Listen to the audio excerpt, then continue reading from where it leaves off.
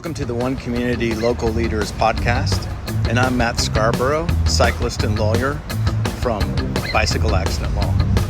And I'm Leo Brasino, special education teacher and swim coach. In our podcast, we will be featuring leaders throughout the area, and we want to know what makes them tick. So do us a favor, subscribe, listen, share, and we're going to grow this thing together. Hey, good afternoon, everyone. This is Matt Scarborough from Scarborough Bicycle Accident Law. And today on the One Community podcast, I'm super excited to have the Biking Fireman, which is what's wonderful is social media has made this such a small world. I found Steve on social media, on Instagram, actually, and we kind of communicated a little bit. And we're fortunate enough to have him on the podcast here today to talk about biking safety, bike commuting, and what he's doing up in the Northeast, actually, where my daughter kind of lives kind of close to him. Where exactly are you at, Steve? So I'm in northern New Jersey in Union County, which is, you could draw a straight line from where I am to New York City, and it's about 10, 15 miles. Okay. Well, you're probably, 10, 15 miles away from my daughter in the city. And she kind of talks to me about, unfortunately, near bike incidences that she sees every day. So, Steve, I found your story to be fascinating, what you're doing in the cycling community. Can you kind of tell us a little bit about your biking or cycling background, first of all? Yeah, sure. So I wouldn't say I'm a traditional cyclist that you would expect. I picked up biking as a means of transportation probably around 2010, 11, 12, that area. And I was intrigued about, not driving my car to work. And it was really hard to start out. So from 2012 up and through 2020, I kind of did it intermittently in fair weather kind of thing. With my job, it was difficult because sometimes I have to move firehouses during the day. So that wasn't always easy. Something interesting happened in 2019, actually. I drove my car to work and I was parked on the street because there's no parking for us, really. And my car got hit by a taxi who was texting and totaled it. And I thought to myself, why am I going to drive a car, park on the street, and have to get my car hit? So that was kind of the impetus for me in 2020. It was my New Year's resolution. I said, you know what, I'm gonna try and not drive my car at all to work for a year. And that was 2020. And then 2020 happened. We had COVID. The world just kind of changed. So January, February, I was kind of like getting into this groove of riding my bike. In March, actually, we had a huge fire where I was up all night. And then I got on my bike like 20 degrees in the morning at 6 a.m., not sleeping. I'm deliriously tired and I'm pedaling home. And I'm thinking to myself, what an idiot I am. But then at the same time, it was kind of exhilarating. I'm like, hey, if I can do this on this terrible day, I could do it anytime. So after that, I knew I was never going to drive a car again to work. And so that was 2020. And 2021, actually, it was July 19th, 2021. I guess interestingly enough, after the election of 2020, I started to kind of see the power of social media, for good or bad or indifferent. You could see it's a powerful tool. So I started thinking, I wanted to share my experience with being a bike commuter with more people. I didn't like using social media at all, really, but I thought I wanted more people to experience kind of what I'm experiencing. So I wanted to share it. So in July 19th, 2021, I started the Biking Fireman with the intent of really just sharing my experience. And I was quickly reminded 3 days later on July 22nd, I was actually riding my bike to work and wasn't quite hit by a car, but the car cut me off. I swerved, hit the brakes, went over my handlebars, and broke my collarbone. Oh, my goodness. Yeah. So, and I actually skipped over the other part of 2020, what we talked about a little bit.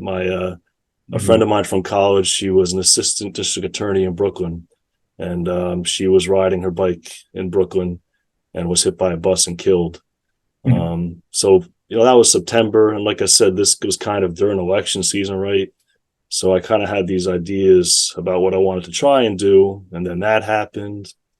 So yeah, there's more, I guess, but that's kind of the gist of it. That's how it's kind of all got started. I wanted to get more people involved, but also find a way to get more people to be involved safely. Right. Wow, you've had quite an experience, with your bike commuting and all kinds of weather. Here in Florida, Yeah. we're not used to that. It's like probably 70 degrees outside and the wind blowing and everybody has huge jackets on. So we're definitely not used to your weather. Yeah. Um, and then you had your own accident. That's crazy. Have you recovered from that? Yeah, so I had two surgeries. I don't know if I show you my scar here. I had Sure. Ah, I had some right. hardware put in, but then the problem was, so I'm a firefighter and I had to put my SCBA on, and the hardware inside sits kind of pretty superficial under the skin. So every time I put my pack on it, it really hurt. So I was out of work for 3 months to heal initially, which was miserable, and then I had to go back in March of 2022 to have it removed. And I'm pretty much all healed, still a little numb. When I put my kids up on my shoulders, I feel it, but I still Right. do it. But yeah, otherwise, it was, it was, you know, it sucked getting hit, and having the crash, but Right. it could have been a lot worse. So I'm very happy, grateful to be alive, really.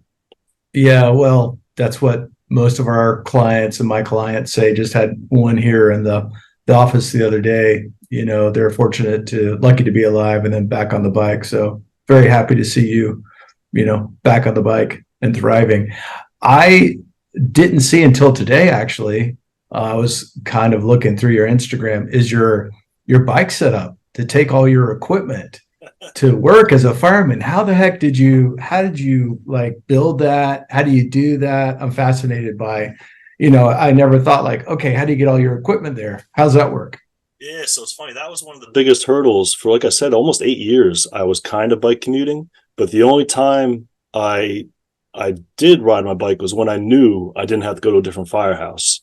So Okay. to get over that hurdle, I have a Schwinn bike trailer, and I basically played Tetris with it. I have about 60, 70 pounds of gear. I have to, my bunkers, my turnout coat, my helmet, my mask. Right. That has to travel with me between different firehouses. So the way it works is I'm usually assigned at one firehouse, but if someone else is short, we get sent elsewhere. So I got that Schwinn. It said it was rated for 100 pounds, and I figured I had maybe 60, 70, 80 pounds of stuff. And I played Tetris, so I got it right, and it fits in there. And what I do is if I know I'm getting going to be detailed the next shift, I'll pack it up the shift before, and I'll ride to the firehouse. I'll get it, hook it up, and then go to the next one. Yeah, so you can figure out anything. It's people, when you talk about bike commuting, people have all kinds of things against it. It's cold, it's hot, it's wet, it's snowing, it's I gotta carry stuff, but you can figure it out.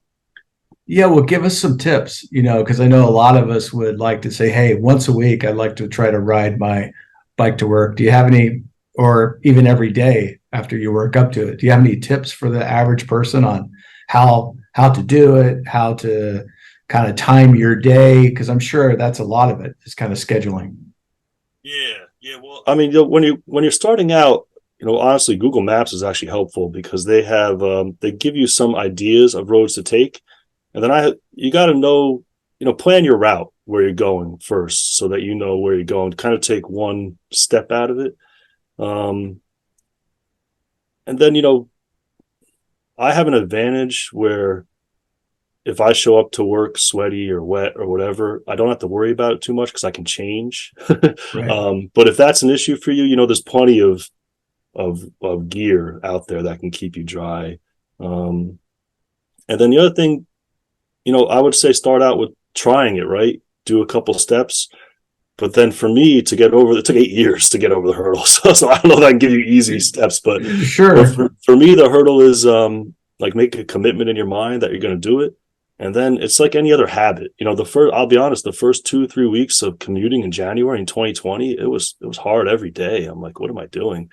But Right. after I think after about 2-3 weeks, it's just a habit. You wake up, I get ready, and and you go on my bike. It's the same as if you're going in your car, really. But it's just a little more challenging, I think, because I spent my whole life going by car, like most of us. So you kind of have to Right. switch the mindset. How do you plan the safest route possible, Steve? So where I am, I'm lucky. The safest route isn't usually the most direct route. That's what I would say. Right. Avoid. I don't know how it might be different in Florida, I'm sure, but I avoid state roads. I try to avoid county roads. I try and stay on local, lower stress roads. I have one portion of my commute where I'm on a rail with trail, which is nice. That being said, so I kind of live in like a suburb, and then I work in more of a city area. Once I get into the city area, it's difficult. I'm fortunate that I'm going into work at about 6:30 in the morning, so there's less cars on the road. When I got hit, I was going in at 10:30, so that was part of the factor. Right. The biggest thing I would say is don't be in a rush if there's dangers, right? You can always go slower. You can always go on the sidewalk. You can always get off and walk, It's not ideal because you want to get where you're going. But you want to be, you can always just slow down and take the safest route if you have to. So tell us about, I'm sure you've had some health benefits and probably mental benefits as a result of the bike commuting. Have you noticed some? Yeah, definitely. It's funny. That's one of the reasons I started in the first place. So before I was a firefighter, I was on the ambulance, and we worked 12-hour shifts. And I'd get out of work at 7 or 8 at night when traffic was just terrible. And you can imagine in an ambulance, I just go around the traffic all day. so then I'd get out, and my commute was like maybe 5-6 miles, and it would take me a half hour. And then I was just angry when I got home. So the bike commute was almost exactly the same time at that time of day. I rode through a park. It was nice. And it was a really good way, especially in my line of work. And anyone needs to do this, right? It was a good way to transition from work to home. And in that time between, I'm moving my body, and we were able to leave work at work and come home and give my family my best. So that's the biggest. I mean, it's funny because biking isn't really my primary means of exercise. I like to run and do push-ups and stuff like that. So the movement of the body is good, but it's not really like a cardio thing for me, but it's more of honestly a mental health thing. Like just leave work at work, come home, give my family the best I got. That's awesome. What a great testament. So how did you become a fireman or EMT to begin with? What's that journey about? Oh man. So I didn't always dream of being a firefighter or anything like that. It's kind of something that I guess came to me. I went to college. I went to Trinity College in Hartford, Connecticut, which was a very white collar type school. I figured I was going to come out and get a white collar job.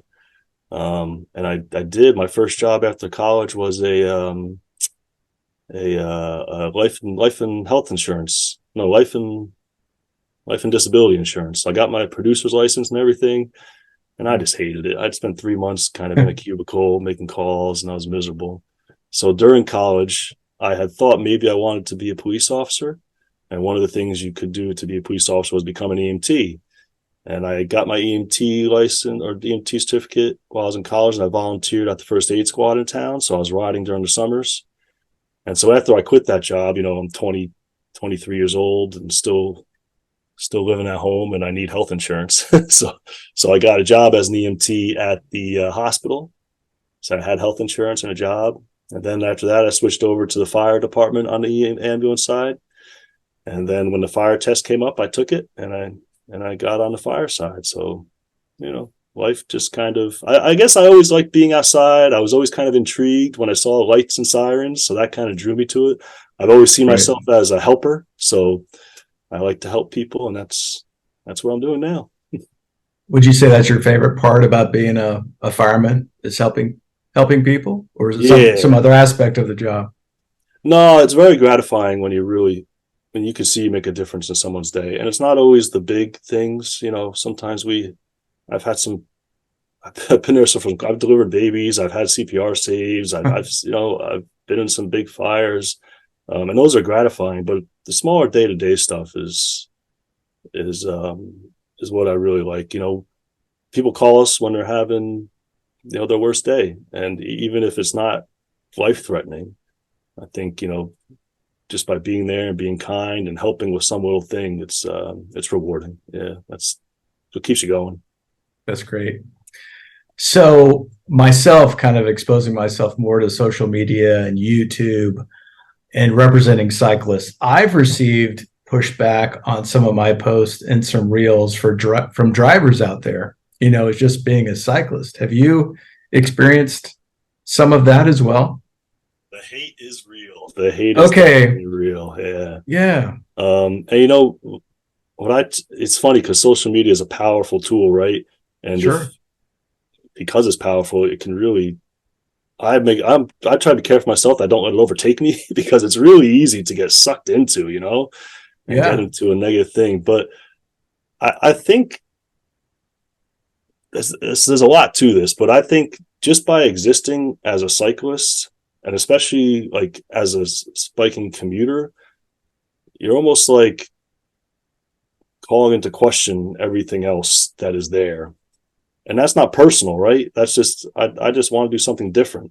But if you spent your whole life as a driver and this is just what you accept as the way things are, I think people take that as an attack on them somehow. So I think that's where that comes from sometimes. But I try and, I try and stay principle focused, stay value focused, and just, I'm doing this because I think it's good, not because I have something against drivers. But yeah, it's it's difficult. Some people, I've run into some bad situations on the road where people, I know I have a right to be there and I have nowhere else to go, but just because I'm simply in the road, people get mad. People tried to run me off the road, honked at me, cursed at me. It's scary. Yeah, you got to be careful. It is. I had a similar experience about a year and a half ago here locally in Clearwater, Florida, where I was basically chased by a motorist on the wrong way road, and I was going over sidewalks, roads. He cornered me into an area, and I honestly thought for a second that he was going to pull out a gun and shoot me. It was early in the morning, and luckily the light came on behind me, and the event dissipated. He went away, but man, that left me just kind of scarred and frightened as a cyclist. And I've been doing it for a long, long time. So, I don't think there's anything necessarily we could do to protect ourselves more, but I think the hate and danger is real. That's for sure. So it's funny. One of the things I really try and focus on in my activism on social media is separation of cyclists and drivers, because we've been taught, back to John Forrester, share the road, vehicular cycling, and that all works with that.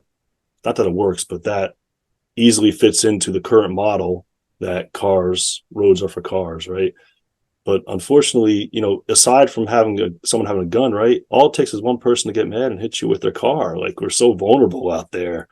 Right. So I really think we need, I didn't even talk about, I'm very involved with rails to trails. I think we need more totally separated spaces. We need more protected bike lanes, because bikes and cars, they don't mix. I'm not a fan of the John Forrester school of thought.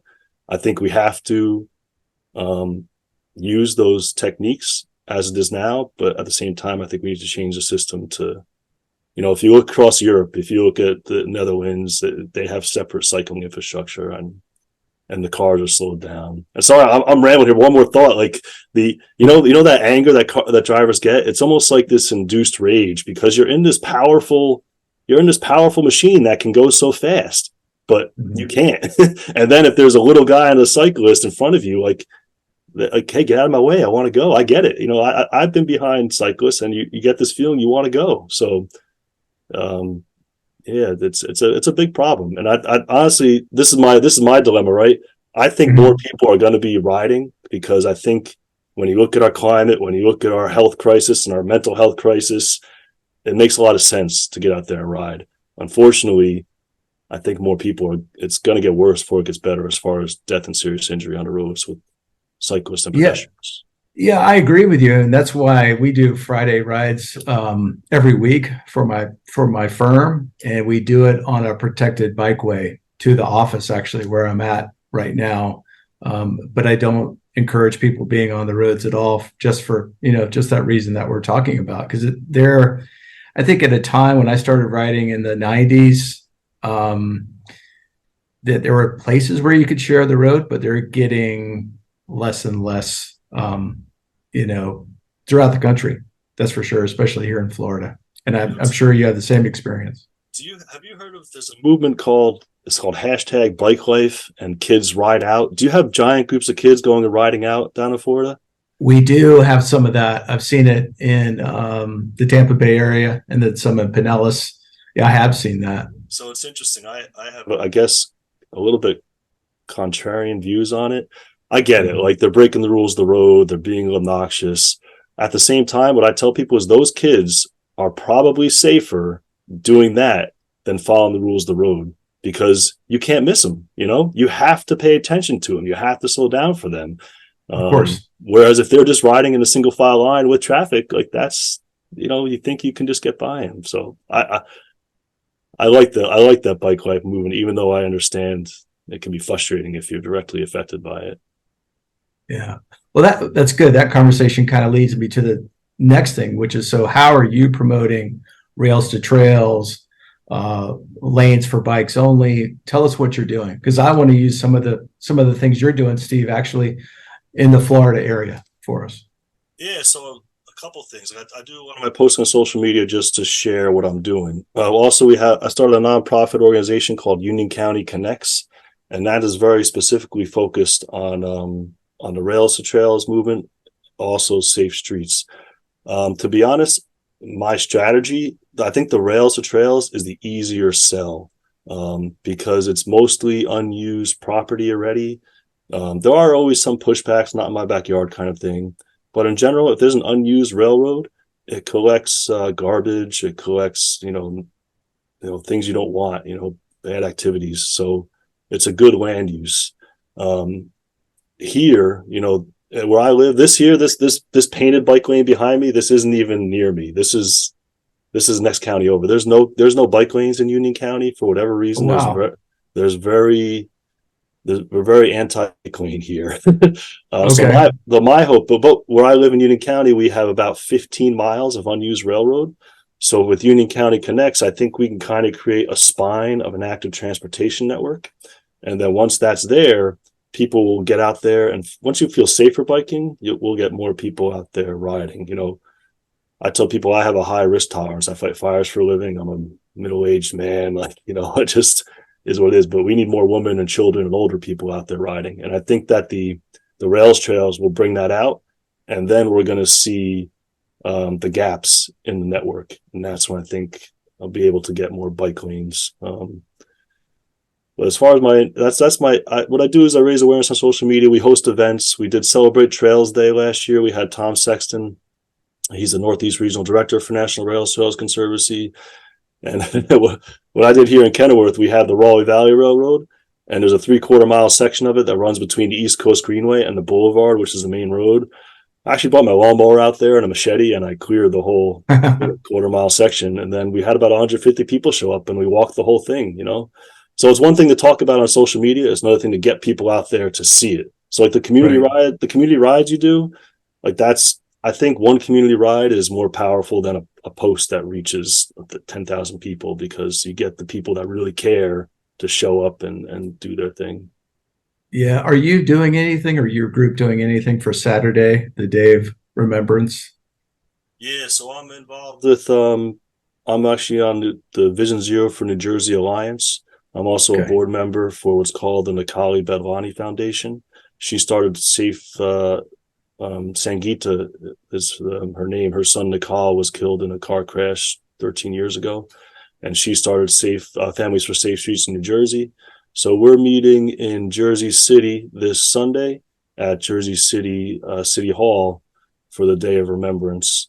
And Jersey City and Hoboken are actually two kind of I guess beacons of hope, I would call them, for Vision Zero. Hoboken it's only a 1 square mile city, but it has about 50,000 people, and it's been over 4 years since they've had a traffic fatality, because they have robust Vision Zero programs and concepts in place. And Jersey City, I think on local road, they're driving them down, but they have more county and state roads that come through that make it harder. But on local roads, I don't think they had a death last year. So they're getting there. Yeah. Wow. That's fantastic. Yeah, we're doing a ride Saturday. We call it the Teddy Bear Ride.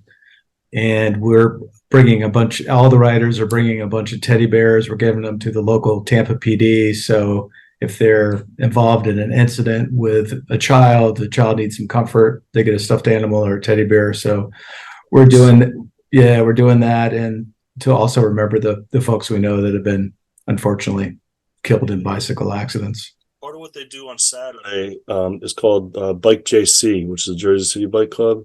They lead a ride after the ceremony. They lead a ride and they go around, and there's ghost bikes. You heard of ghost bikes? I have. Sure. Yes, yeah. So there's ghost bikes around the area, and they basically fix them up and redo the memorials. So I think stuff like that's really important, because it's so easy to accept that dying on the road is just something we have to deal with. But I personally don't think it is. I don't think anyone should die on the roads. I think we have the tools to stop it. It's just that we need the political and collective will to actually do it. So by going out there and, giving it, like you said, giving teddy bears to police officers, like, so that they can see the effect it has, and going out there and fixing up ghost bikes, it drives it home. It's not just a number. It's not just inevitable. There's a real people with real families, and it affects a lot of people. It does. And I also think it will help us collectively to show cyclists in a different light. Anytime we can do that, I could say in my younger years, I always didn't obey all the stop signs and the traffic lights as a cyclist. And I think, all of us should be a little bit more cognizant of that, because we want to have a good reputation on the road. That's for sure. Yeah. And it's funny, because I think about, I was a teenage boy, right? And Right. I think as we get older, people forget. Everyone makes mistakes. Everyone does stupid stuff. Of course. That doesn't, as far as the Vision Zero concept goes, right? We should have systems that allow for mistakes. We're expecting perfect drivers. We're expecting perfect cyclists, perfect pedestrians. We're not perfect, but we can change the dangerous conditions in the built environment, our roads, that lead to deaths when we make those mistakes. So the groups you're involved in, is there anything else or any other suggestions they have other than designated bike lanes or bike areas? Is there any other technology they're working on to prevent accidents? Yeah, so it's funny. Technology is part of it, but I don't think that's the whole answer. We had automated red light cameras here in New Jersey, but they got discontinued. So automated enforcement is shown to improve things. It's it's difficult, because I think personally what happened here in New Jersey, it wasn't, when the red light camera program was implemented, it was it was very clearly profit driven. It wasn't safety driven. And people picked up on that, so it got shut down. So technology wise, that way you can do, but really I think the answer is much more infrastructure based. We have very wide lanes. Like you see this one behind me here, like this is probably a 12-foot lane. You don't need to have 12 feet lanes. You can do 10 and a half, 11. And just by having narrower lanes, cars feel like they have to go slower. In Hoboken and Jersey City, they do a lot of what's called daylighting at corners where pedestrians often get hit. So, for example, this hydrant behind me, right? Like you're not supposed to, which way? You're not supposed to park in front of that hydrant, but in cities people do. So if you actually make it physically impossible to park in front of the hydrant or the corner, you'll have clearer lines of sight on corners, so we won't see those turn into pedestrian fatalities. Sure. That's wonderful. Yeah. I mean, we have a lot of bike lanes in the Tampa Bay area where I'm at right now, but the problem is they don't enforce the laws about people parking in the bike lanes. So then we have an even bigger problem. Yeah. So, this is like a rabbit hole, but if you got to read Jesse Singer's There Are No Accidents, Okay. Because the enforcement is just not the answer. Like, you just can't, like, where I work in Elizabeth, there might be 1,000 street corners. You just can't go, and everyone's parking on them. So you Right. just can't enforce it. So in Jessie Singer's book, she talks about, her friend was actually killed on, the Hudson. It was the Hudson River Greenway. He was riding on the Greenway, and a drunk driver turned in to the Greenway. And after that happened, nothing happened. We kind of say, oh, it was a drunk, we can't do anything.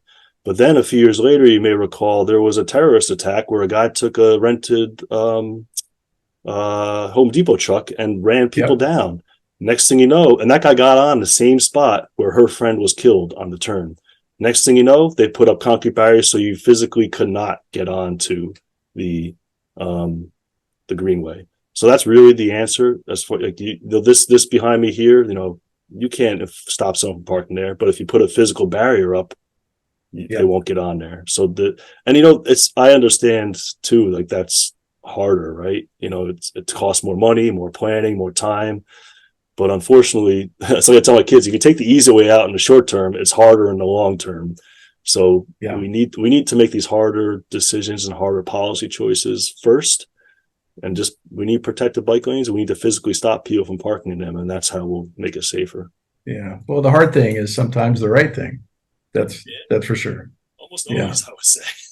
Yeah, almost always. If it's easy, like, there's a reason it's easy, right? You can't take the easy way out. Yeah.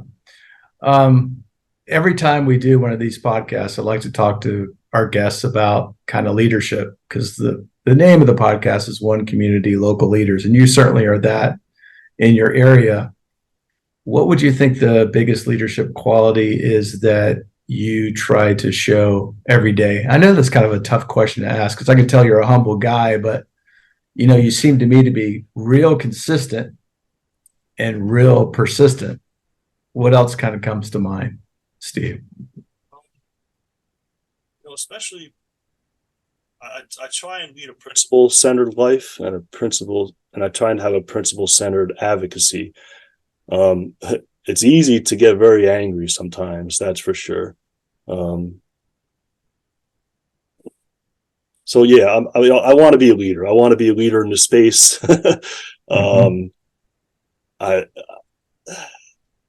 That's a hard question. I think what it comes down to for me is I really believe very strongly. When I started this Instagram thing, my bio said, ride your bike, save the world. And that's dramatic, right? It's a little, but at the core of it, I believe that. Like, we have a lot of problems in our world. Not problems, have challenges. There's a lot of challenges in our world. I'm worried about the world I'm going to leave for my kids. I got an 11 and a 9-year-old, and the world is changing politically, the climate, it's difficult. So to me, the simple act of riding a bike can change a lot.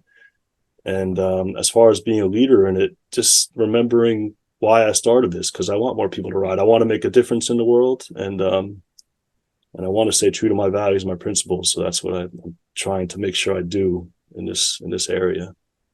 Oh, that's beautiful, Steve. I think you're doing it. How would people find out more about you and your cause? How do we find you on, like, social media, for example? So I'm the Biking Fireman. I'm on Instagram, Facebook, TikTok, but I don't do a lot on TikTok. That one's difficult for me. Right. And I have a YouTube channel, but I don't post much on there. I also have a webpage called thebikingfireman.com. I do some blogging on there. And, getting back to the leadership question, one of the things I'm working on is trying to be more consistent. So, like, I go in waves with this. Sometimes I feel a little bit more gung-ho, let me go. And then other times I'm like, leave me alone. So if I want to be a better leader in this area, I'm going to try and be more consistent in my posting of blogs and social media. But I got 2 jobs, 2 kids, and I coach 2 basketball teams. So it's hard to fit it all in. Yeah, well, we appreciate your leadership, and I very much thank you for being here with us today.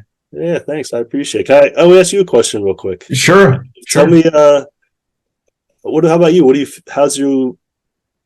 You have a leg up. So I feel I have a leg up, right, from being a fireman, because just because I'm a fireman, people stop and at least look.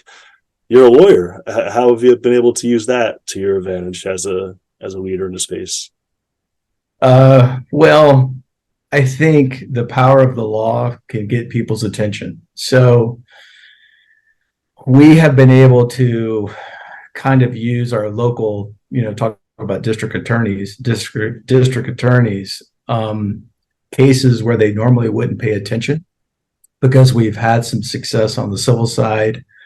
We've been able to talk to the local DAs about, let's say, I've had people in our area who should not be on the road at all. And for example, they haven't taken their medicines for years. Their license has been taken away, but guess what? They're still on the road. And I feel really badly for those people. My dad's license was taken away before he passed away, but they also should be criminally prosecuted for doing the wrong thing. And, kind of talking to the district attorneys when we've been able to make an impact and some, for the lack of a better word, a splash in the news. And I think that's, discouraged some people from doing the same thing. And then some of the results we've had in translating what a cyclist has been through has resulted in some bigger verdicts, some bigger settlements. And again, unfortunately, the financial pressure or the criminal pressure, makes people think again about, doing the wrong thing. So that's been where I can help people. One of the things I've been wondering lately, so criminal pressure is one thing, right? But at the same time, people are always going to make mistakes, do dumb things.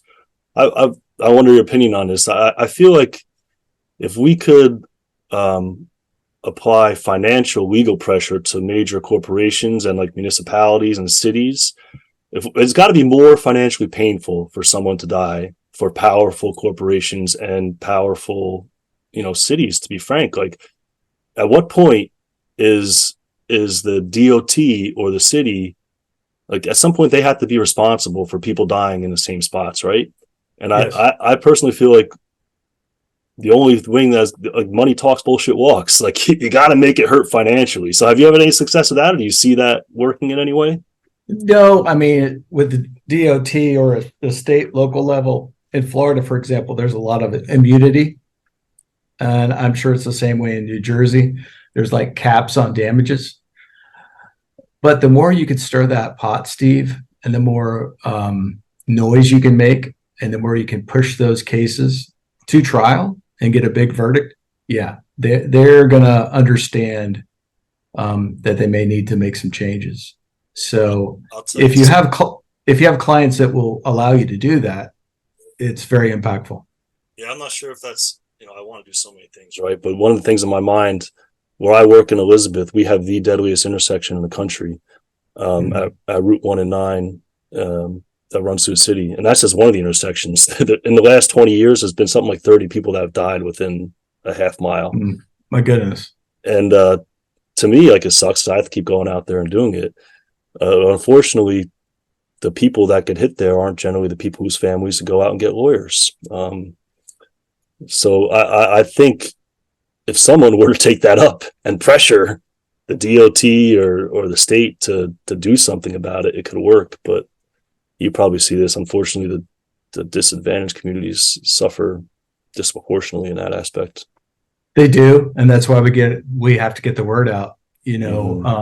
I don't make any money unless my clients make money. So that helps, but they just don't know they don't know all of their rights. And they think sometimes, unfortunately, because they're a cyclist, or maybe they didn't have a light on their bike, or, some of these other things, that they have no case. Well, that's not true.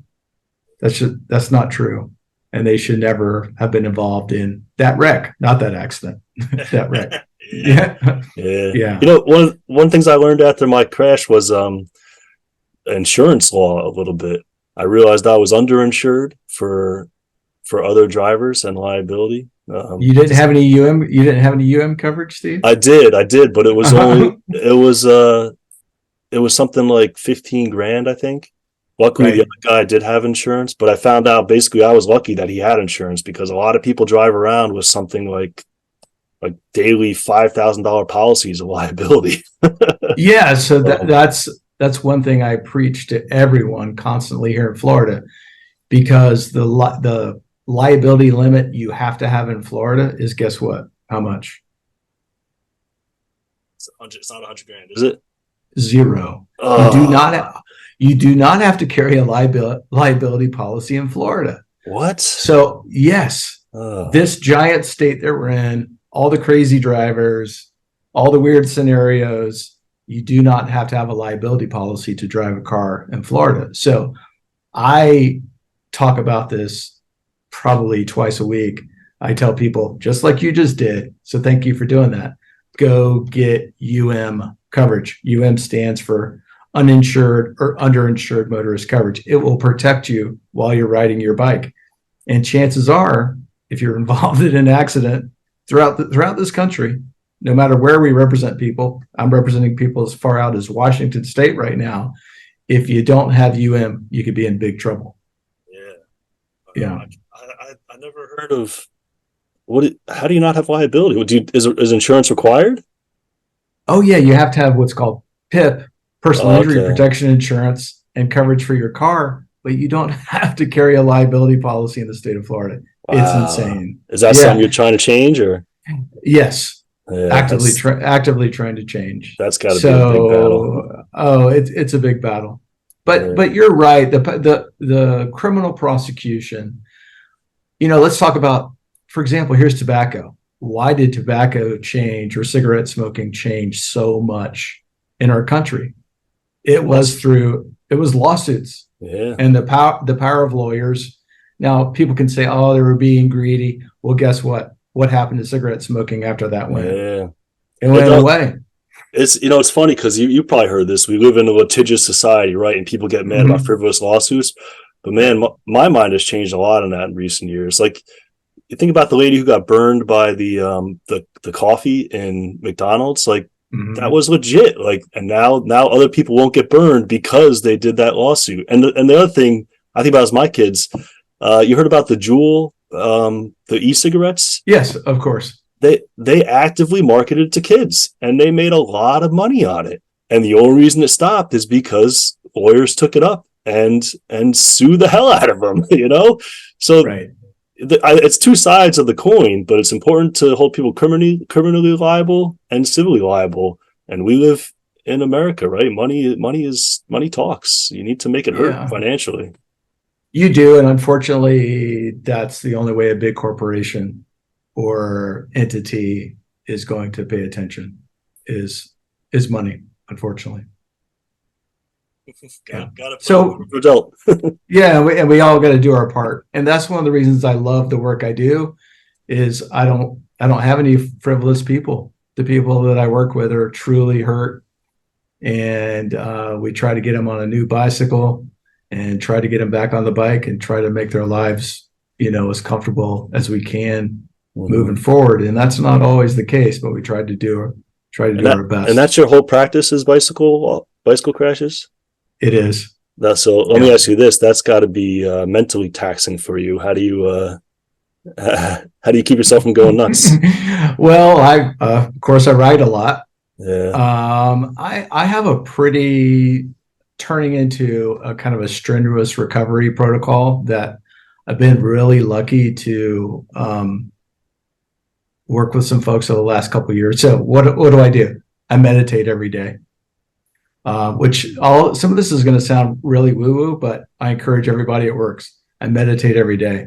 I do sauna and ice exposure probably 4 times a week now. Have you ever done that before, Steve? It's funny you're speaking my language because I have an ice pod in my backyard, and I did meditation too. I actually did it just before we started. Okay. Meditation helps. Ice pods, ice baths help.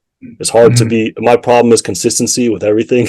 I'll get in a little bit of a good run and then I stop. But that stuff, it helps. You got to take care of yourself. So I meditate, sauna, ice. I just got myself what's called a polar monkey. Same thing for my backyard. And then I'm not real good at it, but I love doing yoga.